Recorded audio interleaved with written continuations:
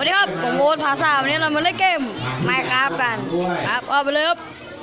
ตอนนี้เรากำลังเข้าเกมนี่ครับเราเล่นเซิร์ฟนี้เพราะเราเล่นไปตะกี้แล้วครับพาร์ทแรกครับที่ผมบอกว่า Minecraft เอาชีวิตรอดกันครับผมลองไปเล่นผมตายครับผมจำบ้านไม่ได้ว่า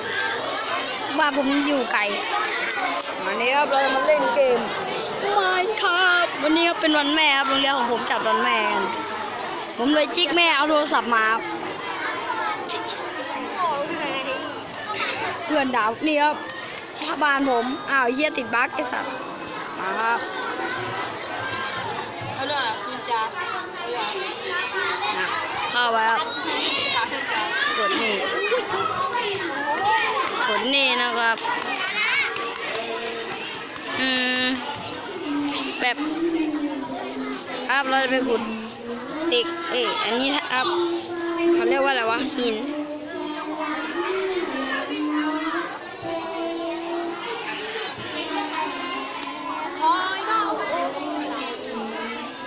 ถีบลูกน้อยตกเวไปเจ็บหัวเยอะกูยังโดนเลยกูโดนเยอะครับเรากำลังโรงเรียนไหนครับจัดวันแม่ครับคอมเมนต์ใต้ล่างนะครับอย่าลืมคอมเมนต์กันนะครับกูคิดว่ามันถือไข่มุกอยู่กูคิดว่ามันถือไข่มุกอยู่อยากรู้ว่าจะเราปัดฟอกก่อนนะขอไม่ถ่าย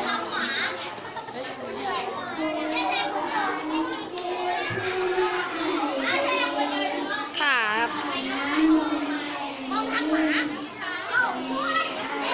เรายังไม่เจอที่นอนครับครับ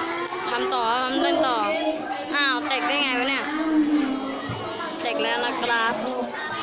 เฮ้ยแล้วพอครับเอาอันนี้ไปใส่ครับดูว่าก่อนครับเลยได้มั้ง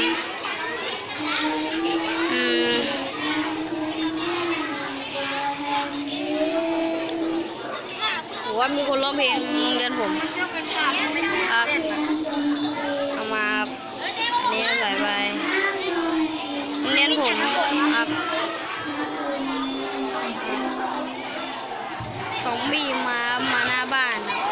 ล่อแม่งเลยครับตายมึงตายอุ้ยตายครับ